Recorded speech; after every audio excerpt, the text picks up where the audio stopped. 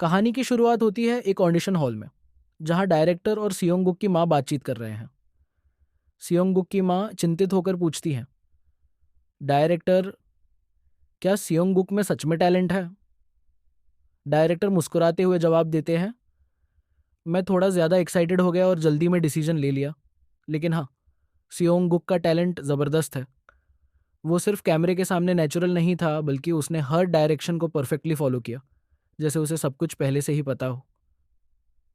सियोंगुक cute expression के साथ सोचता है, असल में मुझे सच में सब समझ आ रहा था।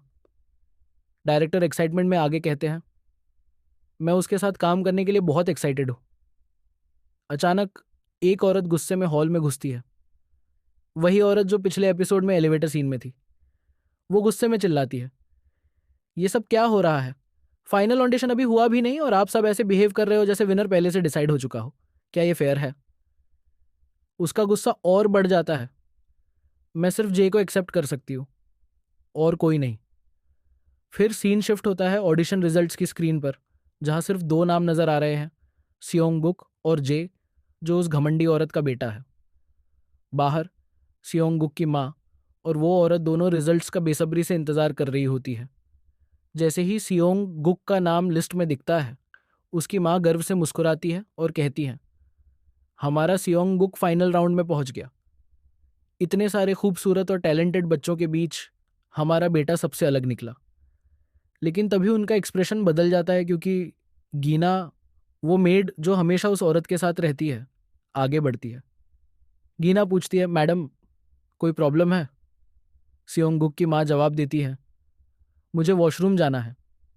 गीना सिर हिलाती है, बच्चे को मुझे दे दीजिए, आप जल्दी हो आइए। सियोंगुक को गीना के हवाले करके उसकी माँ चली जाती है। अब गीना दोनों बच्चों, सियोंगुक और जे को अपनी गोद में पकड़े हुए है। वो सियोंगुक को ध्यान से देखती है और धीरे से बड़बड़ाती है, जितना मैं इस बच्चे को देख रही हूँ, उतना ही मुझे लग रहा है कि ये कुछ अलग है। ये बच्चा स्पेशल है। तभी वो औरत गुस्से में गीना की तरफ मुड़ती है। तुम सीरियस हो? वो चिल्लाती है। गीना डर के मारे जल्दी से सिर झुका लेती है। वो औरत गुस्से में कहती है, मुझे वैसे ही गुस्सा आ रहा है कि जे की तुलना इस बच्चे से की जा रही है। क्या तुम सच में अपनी जॉब खोना चाहती हो? डरी हुई गीना घबरा कर बोलती है, न नहीं मैडम, मुझसे गलती हो गई। सियोंगुक पूरे सीन को देख रहा होता है और अंदर ही अंदर उसका गुस्सा बढ़ने लगता है। वो सोचता है, इसकी बातों का एटीट्यूड देखो, कितनी घमंडी है। अगर मैं इसे एक थप्पड़ मार सकता तो कितना अच्छा लगता। इसी वक्त असिस्टेंट डायरेक्टर तेजी से अंदर आता है और उस औरत से बात करने लगता है। मैं अभी आपको कॉल करने ही वाला था, वो कहता है। आसपास देखते हुए वो पूछता है, सियोंग गुक के पेरेंट्स कहाँ हैं? वो औरत जवाब देती है, वो अभी तक नहीं आए। उन्होंने बच्चे को किसी और के पास छोड़ दिया है, तो तुम आराम से बात कर सकते हो।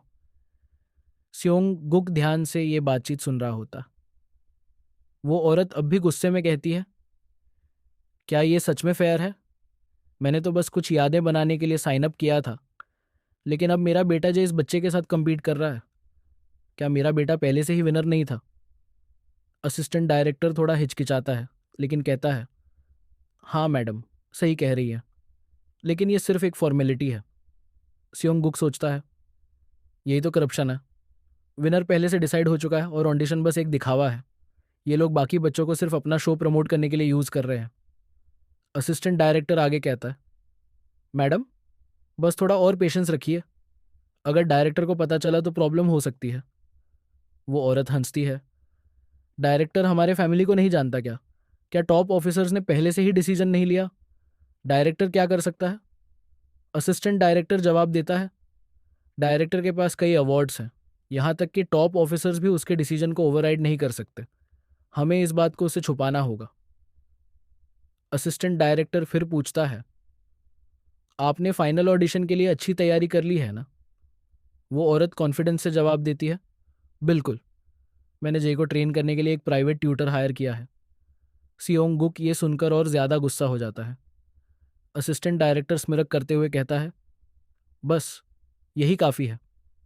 आखिर में जे जिसने इतनी प्रैक्टिस की है, वो उस दूसरे बच्चे से बेहतर परफॉर्म करेगा। वो जे के पास जाता है और मुस्कुराकर कहता है, चलो जे, प्रैक्टिस करते हैं, मेरे बाद रिपीट करो। सियोंग-गुक का चेहरा कुछ सेकंड के लिए सीरियस हो जाता है, फिर वो हल्की सी स्माइल देता है। सीन वापस ऑडिशन हॉल में शिफ्ट होता है। कैमरा ऑन होता है और सियोंग-गुक और जे उसके सामने खड़े होते हैं। सियोंग-गुक की माँ चुपचाप प्रार्थना करती है, जबकि सियोंग-गुक उनकी ओर देखता है और थम्स अप देता है। वो कॉन्फिडेंस से कहता है, चिंता मत करो, बस फोकस करो। डायरेक्टर कॉल देता है, एक्शन। असिस्टेंट डायरेक्टर कहता है, बच्चों इधर देखो।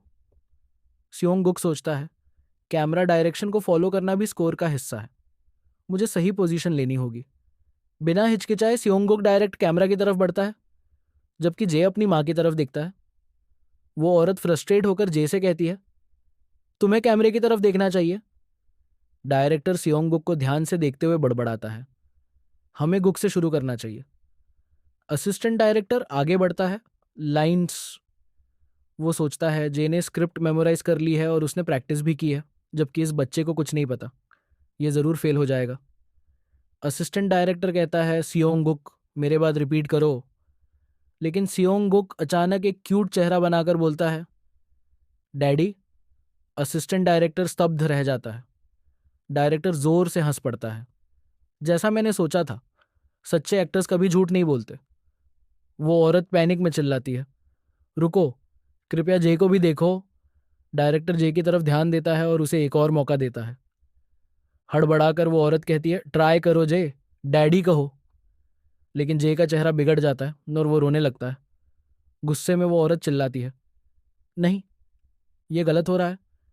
मैंने इसे इसके लिए ट्रेन किया था। डायरेक्टर भौहें चढ़ाकर पूछता है, ट्रेनिंग? असिस्टेंट डायरेक्टर समझ जाता है कि अब कुछ नहीं किया जा सकता। वो निराशा से बोलता है, मैं यहाँ ऑडिशन खत्म कर रहा हूँ, सभी का धन्यवाद। सियोंग-गुक कॉन्फिडेंटली स्माइल करता है और सोचता है अब कोई पीछे नहीं हट सकता। ये बॉडी पहले ही जीत चुकी है। हॉल में अनाउंसर की आवाज़ गूंजती है, अगली जनरेशन का चाइल्ड एक्टर खोजें, इस ऑडिशन का फाइनल विनर लीजिए। सियोंग-गुक की माँ सदमे में आ जाती है। वो स्क्रीन की तरफ अविश्वास से देखती है। ये ये नहीं हो सकता। वो बड़बड़ाती है, रुको, मेरा सियोंग-गुक बहुत अच्छा कर रहा था।